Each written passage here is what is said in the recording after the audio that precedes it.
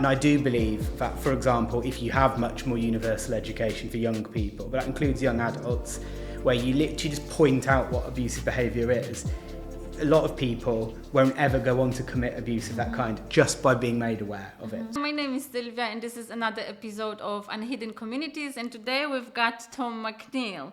Tom, where do you work? Well, now I'm the Chief Executive of the JABS Foundation, Okay. which specialises in making strategic grants to predominantly organisations that are trying to prevent women from falling into the criminal justice system in abroad.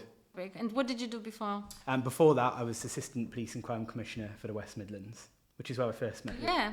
Oh, yeah. So I was gonna ask actually if you remember how we first met.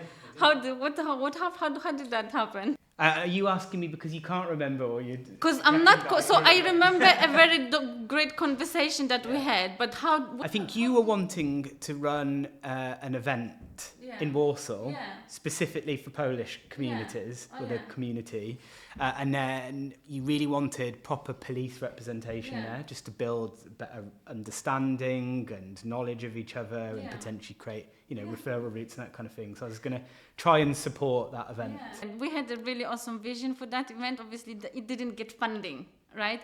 And I think it was a shame in so many ways, because we managed to bring, to be honest, I was quite proud of the network I've built just doing that. Yeah. So the project idea was brilliant, I think. Obviously, I'm biased. It was mine, right? But then what I've managed to do, and to be honest, I'm quite proud of it, because as a newcomer, I had literally came to Warsaw, no one knew me. I've managed to build really awesome relationships through that idea, right? So I met you, obviously. I'm glad there was no wasted effort in it. You know what, it was so worth it, right? I've managed to meet these guys through that. It was a stakeholder engagement. I've met people in the council, I've met people within NHS, I've met people within police. Now I'm a chair of the independent advisory group for Warsaw Police, and I'm looking to organize a training for Warsaw Police as well about diversity. Well, that's amazing, isn't it? It's just from one idea of a project, right? We didn't get the money, sadly. But obviously there is a silver lining. However, this is what comes to the conversation that we had just before we started recording about which organizations get funding and which don't. And what happened in that case, one, because I was fairly young and maybe they didn't trust me with £40,000, maybe.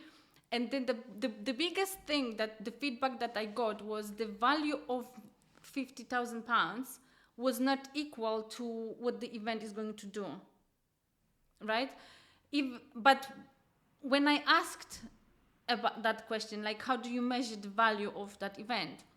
So they said, because obviously it was about mental health promotion, health and connection, etc., etc. So we wanted to promote services available to Polish community, handing out leaflets, information, having a van on the day with Polish councillors and stuff like that, right? So they said that if we were to say that we've got 40 people signed up or 400 people signed up for the therapy on the day, that would be measurable. Right. But people getting the information is not measurable, right? And my point is well, if we promote the event and they get a leaflet, they might not be ready now today, but in 2 weeks' time, or they will pass on the message to someone else. I think that's still valuable, right? I certainly do, and I think funders are right to kind of ask the questions: how are you going to assess what's working and whether people really have learnt, about services in their area or whatever else. But there just has to be a degree of common sense and putting in a bit of trust. Yeah. Okay, you can't measure it, but it's pretty plausible, isn't it, that if you tell lots of people attending an event about certain services or you build links, it's plausible that a proportion of those people will either use them or talk about them, and you shouldn't have to be able to prove everything before you win money, because you can't prove everything. Yeah. And if you're small, what do they expect? Yeah. Some really expensive data infrastructure. And even then, you wouldn't be able to record it. That's just obviously digressing from the point of this conversation today. But this is really, I think, challenging for us to understand who's reading the application. So I attended the webinar in ICB, or was it? Yeah, I think it was ICB event in Birmingham at the Millennium Point. And they were talking about public, like when you're applying for public contracts, for example, you need to measure your social value, right? And there is a calculator of social value calculator and whatnot. But then again, if a human being is scoring that application, then again, it's very objective what that human being thinks. Yeah, I've got quite a bit to say, I guess, on social value. I mean, the first thing is, if a public body is considering it at all, that's a good thing, because not all public bodies do actually consider it in their commissioning. So you could end up having an organisation, whether it's a business or otherwise, that does an awful lot of good in the community as well, not being treated favourably compared to another business that really doesn't do anything extra for the community and just makes as much profit as they possibly can. So I'm glad social value is a thing, but I'd say two things in addition. One is, it is very difficult to measure, and if an organisation is too rigid about what it understands to be social value, then they might miss a trick. They shouldn't create rules that are so rigid they exclude something that anyone with any common sense would look at and go, that's social value. So that's one thing. But the other thing is, if an organisation's whole purpose for existing is to make society better, as opposed to being driven purely by profit, well, then the standard put on them to measure social value should be different. It shouldn't be as rigid, because they exist for it. You give up so much out of it, isn't it? Yeah, the money, it's honestly, I'm so passionate about social value, so it's something that that's why we started these events in Warsaw. We've got a landlord with super strong social values. That's why I suppose we chose this building in the first place. So it's quite important, and I think one of the other aims is for us to connect local businesses with community organizations as well. So, but yeah, that's completely off topic. Anyways, so let's talk about what we're here for today, right? So obviously we are recording for domestic abuse. So there is 16 days of action happening in Warsaw next month in November. So actually this episode is going to be aired on the first day of the 16 days of action. And that day is all about the male allies of the problem, I suppose, let's call it, I don't know. So, because you are quite passionate about domestic abuse and women going into criminal system, etc., etc. So, what's your, I don't know, just to start it, I suppose, what's your professional experience with that? Like, what your views are? The starter for 10 is just everybody needs to acknowledge that domestic abuse is a massive, massive problem in modern society still. It's not something that's of the past at all. It's still very prevalent, and it's really healthy that we talk about it and admit it as an issue. My experience with talking about domestic abuse is quite diverse. There's a different range of areas I've focused on about it. One has just been about, generally, does the criminal justice system respond properly? Do the police properly recognise the scale of the problem? Do they recognise the different ways it manifests? So do they think that coercive control is a real thing? Are they making or taking the right steps to understand how coercive control manifests so that they get better at enforcing the law? Or do they just accept it's difficult to prove and therefore they don't bother? So there's that kind of agenda. Then there's what I work much more on now, and it's about understanding the role of domestic abuse causing women so many other hardships, how it interrelates with poverty, homelessness, addiction, poor mental health or mental ill health, and a life that spirals out of control essentially as a result of the trauma from abuse, whether it's a romantic partner now or abuse from childhood, whether from a father or otherwise. So that's another massive focus. And then the other bit, which is linked to both of those, which is just a particular passion and interest of mine, is thinking about how do we have high quality conversations about domestic abuse with our children and young people to prevent the future generations from committing it or from suffering in silence. and maybe we'll talk more about that in detail now, but it's just about there's ways of having conversations which are more likely to capture the interest of young people and therefore more likely to change potential trajectories of their behaviour. I love what you said, mainly because it literally lines up with what we had yesterday as well. We had the person with lived experience come and early intervention worker as well. So what you just said literally just sums up everything that we were talking about yesterday. And obviously you don't even know what we talked about, yet you are aware of it, right? So that makes it really cool. So what type of projects do you get involved in your professional career? What happens? I mean, again, it's very diverse. And so I've kind of got the work I did before now in the Police and Crime Commissioner's office. And then I've got the new work, which I've only just started, but I've got a very clear idea about where we're going. I guess tapped on to those things we were just talking about. In terms of the police and whether they do enough around domestic abuse, the first thing I would say is I take a very balanced view on this. There's a very significant number of women in the police force, and the police force aren't all white men, for example, and they're often depicted as that. And there's a lot of police officers, whether they're white men or otherwise, that I've come to know over the years who do care deeply about tackling domestic abuse. So what I don't think is that the police is this institution that thinks it's absolutely acceptable, doesn't care about doing better. However, a lot of the work I was involved in the past was simply challenging the police about whether they were doing enough. Were they doing enough about misogynistic cultures within the police? Were they doing enough about making sure their police officers were really educated about what coercive control is?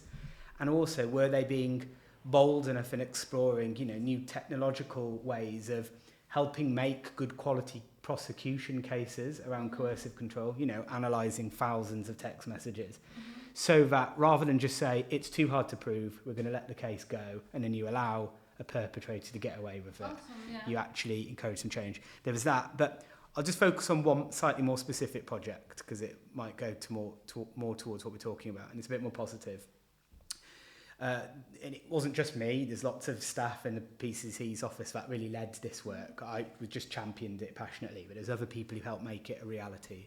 And that was education in schools, particularly for young boys, around teaching them what misogyny is and what it looks like. So that could be anything about just sexist treatment of women, treating women like sexual objects, or what coercive control looks like, what consent means for sex, and also what abuse looks like generally. But what was really great about the programme was it recognised that if you're a young boy or a man who's already got discriminatory views because of their peer groups and society and culture, then just having somebody come in and tell you off, or tell you you're wrong, or that you're no good, is probably not really going to get their attention, and it might even, at its worst, polarise them. But what this programme involved was getting mainly men who were very relatable, very good social skills, very good at relating to young men in particular, just to have a really open and honest conversation with young people. And you'd start to uncover really quite problematic views in a lot of cases. But again, rather than telling the young person off, you just politely challenge it, but you do it in a friendly way. To challenge it at the same time, not allowing them to grow up with those views, like it's okay. So it's awesome that they were caught at the right time. Absolutely. And you can't just do this over 1 hour. This has to be repeated over quite a long period of time. And I'm not saying this project was the finished, the finished product, and that it certainly didn't reach anywhere near the number of people we want it to. And there's an issue of sustainable funding and making sure there's more people feeding into how you do it to make sure it's as good as it can be. But it was a really good start in taking some of these young people on a journey. And I personally witnessed a couple of classes, or at least one I can remember, and I saw some pennies drop in the minds of some of the young people where they were like, oh, well, you're right, that view is hypocritical. How can I expect a woman to have to be like that, but me behave however I want? Or how dare I be judgmental about what they wear? And it was just a really great experience to see. But I want to see way more of that. That was just the beginning. So it's something that came out of the previous conversations. People feel that there isn't anything like that happening that they know of. So obviously, integrated care partnership should involve police, education, and things like that. Are things discussed in a partnership way where we discuss how can we make it sustainable? I completely agree with that. So I'm always discovering new work, and I always was when I worked at the Peace and Crime Commissioner's Office. So sometimes I probably am a bit critical generally and say, oh, this isn't happening, that isn't happening. Lots of the time things are, but they're quite hidden. However, my personal experience so far of, say, integrated care boards from the NHS or other efforts to integrate is that there's a lot more development to be done. And I think that because a lot of public bodies and third sector bodies or organisations, everyone's so tired and exhausted and in firefighting mode, sometimes doing something differently just feels one step too far and there isn't the headspace for it. But actually we really need to get better at it. So if we look at, say, to use your example there about what would be health, the NHS's interest in seeing misogyny education in school, if it reduced abusive events between young people or young adults or events of sexual violence, even by a tiny percentage, you'd be reducing a huge amount of, trauma, which is obviously the number one aim here. It's about making lives better. But you'd be reducing A&E entrance, you'd be reducing long-term mental ill health problems, maybe addiction and drugs, a whole range of issues. Yeah, and then obviously the children of individuals that have been impacted by these violence. So even a very modest amount of investment from health budgets towards things that feel a bit outside their comfort zone, but in partnership, probably with the third sector and education in schools, could potentially be quite transformational in the long term. So we do just need to get some of those bodies to think just a bit more creatively. My experience so far is they're very preoccupied with quite core issues of clinical medicine or clinical facilities. And there's obviously a huge need for that. Obviously, it goes without saying. But they do need to see their role a little bit more broadly. But again, just a caveat, there's loads of ICBs across the whole country, and I do start to hear things in other areas where they are doing much more innovative things. That's a lot. Like, honestly, everything, I hope that you're going to listen to previous episodes because you will see how this ties into everything that they said yesterday. But yeah, it all comes down to funding, I suppose. So obviously the money is tight. We know that, there are priorities and things like that. So obviously, I've got a lens, Eastern European lens with everything that we look at. So what I've noticed over the months, really, is how data collection is flawed in the system, and it's everywhere. We are classed as white adder, so we don't have a separate box, right, where you can click how many Polish families get affected by domestic abuse and things like that, right? Do you come across a lot of Eastern Europeans? So I've got a few things to say in response to what you said. I don't, but that does not mean I don't recognise that there are specific issues or hidden threats or challenges impacting different Eastern European communities that probably don't get properly recognised. Actually, one of the conversations I had with you back in the day kind of alerted me to that being a bit of a gap in our thinking. And I have subsequently seen a bit of research about, different scales, for example, of hidden domestic abuse in Eastern European communities. What I understand that the terminology people use around talking about, underrepresented communities or minority communities and everything means a lot to people, and it's a very sensitive issue, and there's loads of nuances and loads of historic issues wrapped in it. I personally try not to get too wrapped up in the terminology and instead focus on what are we actually doing for people in different communities.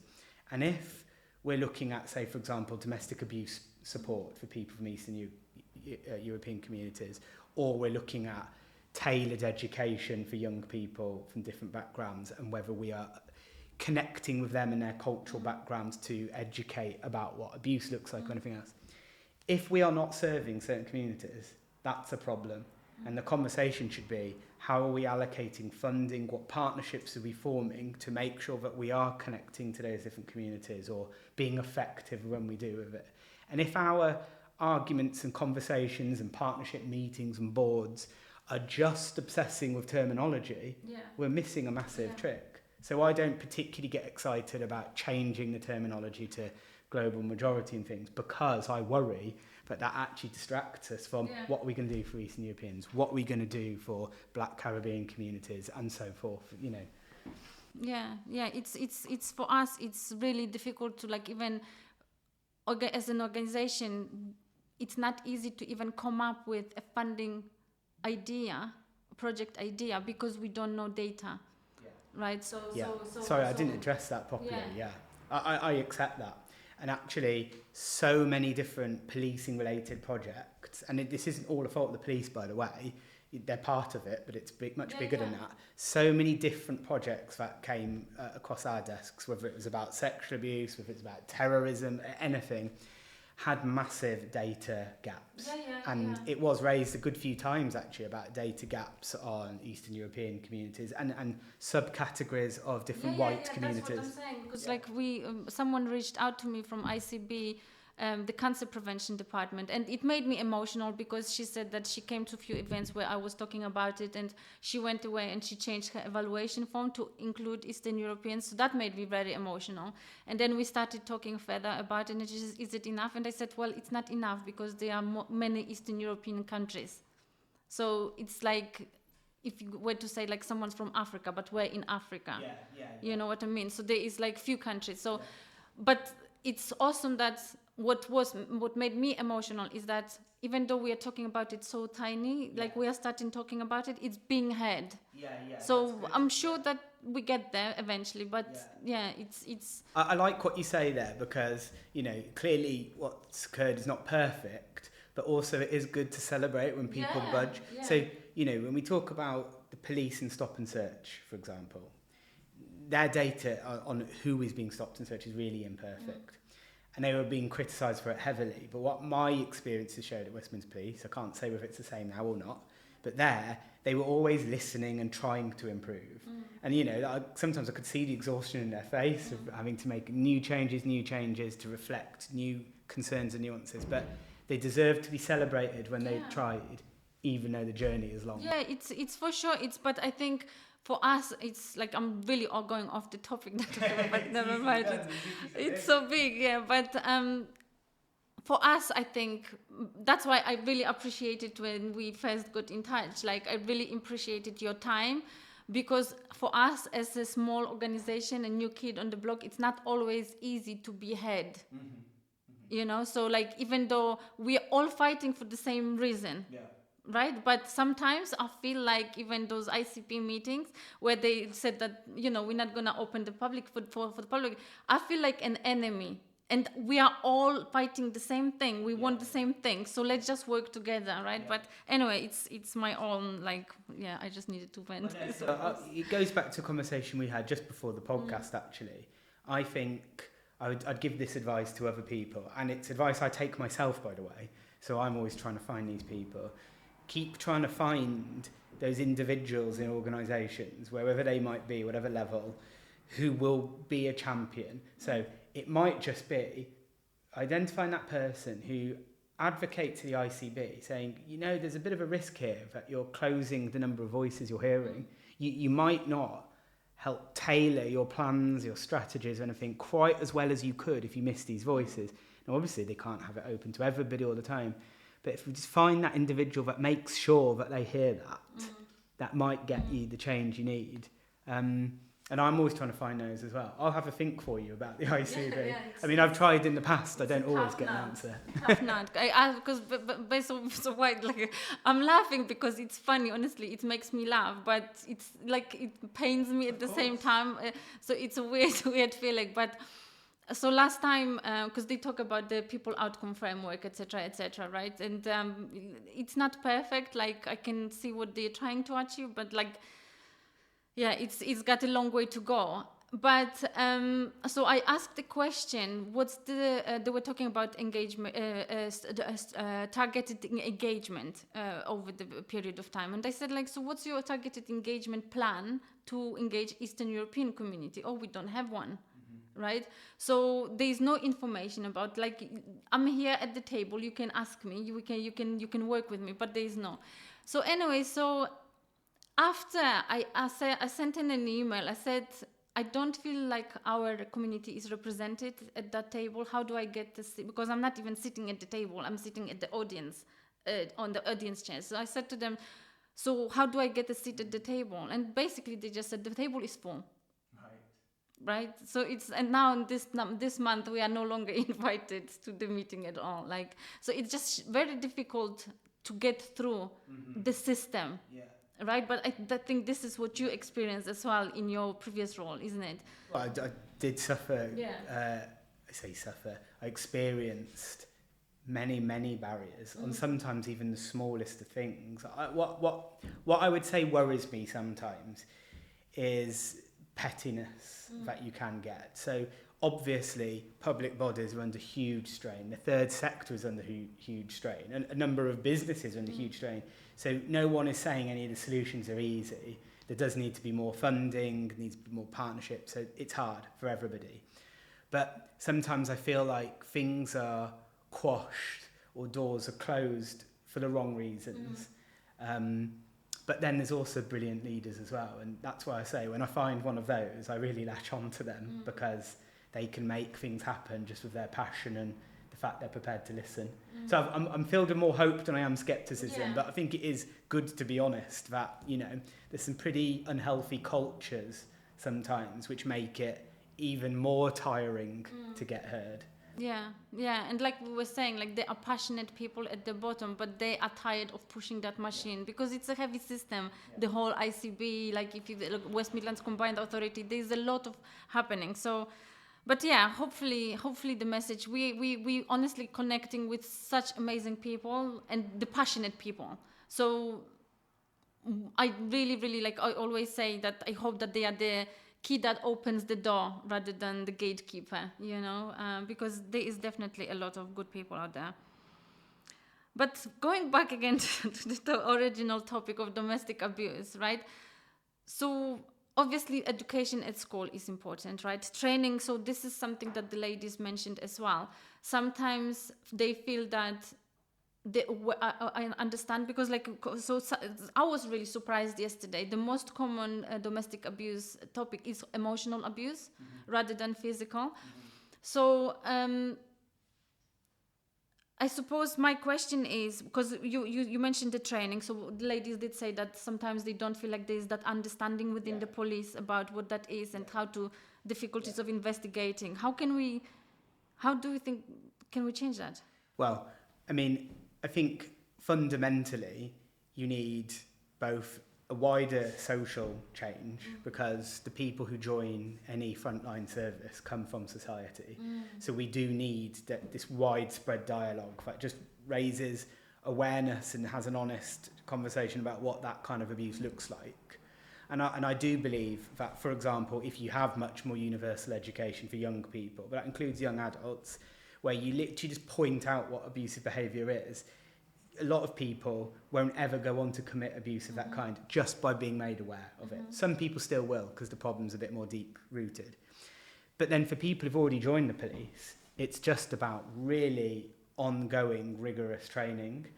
And the kind of things I was starting to see when I left West Midlands Police, well, the PCC's office, overseeing them, was bringing more third parties into that training process. So organisations, I believe Women's Aid were involved, but it was a number of different organisations, and some were, you know, on the edge of being involved at the point I left, where they feed into the syllabus, so they can have more confidence that actually what's being taught to police officers is what needs to be taught. They're not missing out key things or putting in myths or assumptions. And then also feeling confident that the training is of high enough quality, not just about what they teach, but the way they teach it. And is there an accountability where you demonstrate what you've learned? And there's always this balance, because the police are already overstretched, there isn't much funding, but you can't there's no shortcuts to this. And either the police absolutely have the trust of women and society, that they understand what that kind of abuse looks like, and then also tackle it, or they don't. So there's no shortcuts. But I would say there's another big strand here. I do believe that abusive behaviour essentially comes from the fact that an individual is able to exert power over somebody else. But I don't believe that there's just a natural desire and inclination to exert power. I think it's the ability to exert power, which happens normally down to their own problems, whether it be self-esteem, whether it be alcohol problems, drug problems, mental ill health. Having only experienced that in their own childhood is the best way to deal with conflict or jealousy or other social problems. I don't believe that human beings or male perpetrators are inherently born bad. And for that reason, I want to see much more joined up and sophisticated conversations about how we really tackle some of those things that make abuse more likely and worse. None of this is about excuses, ever. But if you have anger issues associated with other mental ill health, whether it's anxiety or otherwise, and you've got other tendencies which could lead you to being domestically abusive, then tackling that mental ill health is going to go a long way to preventing a certain proportion of abuse in society. So we just need to make sure we're joining these conversations up, because if we don't invest properly in mental health services and substance misuse and how they interrelate, then we're also underinvesting in domestic abuse. And then we're going to get more A&E, and then we're going to get more harmful families generally, and then, like you said earlier, the impact on their children and so forth. So just being a bit more joined up about the factors that cause domestically abusive behaviour and not oversimplifying why it happens. So again, it sounds like all agencies really need to work together again to tackle it properly. They do. And I should just be, there's a debate here that there are definitely some groups and perspectives that would probably think I'm almost somehow excusing abusive behaviour. I'm definitely not. But I think some will believe actually it's more just kind of a tendency to be violent. Yeah, 100%. So we need to have, so yes, we need the agencies together. I think we probably just need a slightly better quality discussion in society about why it happens, which is why I loved that misogyny education, because it wasn't just you're male, you've been born male, and therefore you're misogynistic. It's unpicking the fact that it's real, the misogyny is there, but why are you, and what's a better culture and behaviour. Yeah, and I think this is something that even we spoke with a person with lived experience. I think even the victim could have some childhood trauma that led her to be in that relationship as well, right? So I think this childhood trauma, childhood upbringing has a huge influence over whether we are going to end up in a relationship like that or we're going to be abusive towards, because the women are abusive as well. Yeah, because I mean, if all you've known is abusive relationship dynamics, then you might think it's normal. Yeah. Or have other, other tolerances to it, and that needs addressing to support that person away from recognising the abuse themselves. And I know coercive control in particular, because it isn't as obvious as violence, it can really creep up on people. And, vulnerability might be linked to experiencing it. Clearly not always. You can have had a brilliant life and not be the victim of domestic abuse, obviously. And obviously, yes, abusive behaviour is not something that only men do. I know it's much more likely for men, but many people stand to benefit from having their trauma addressed to stop repeatedly negative behaviour. Yeah. And it's the early intervention and the early prevention rather than obviously dealing with it. So it's about planning for the future as well, isn't it? So it's awesome, right? So I think one of the last topics really. Are you aware of any programs addressing perpetrators?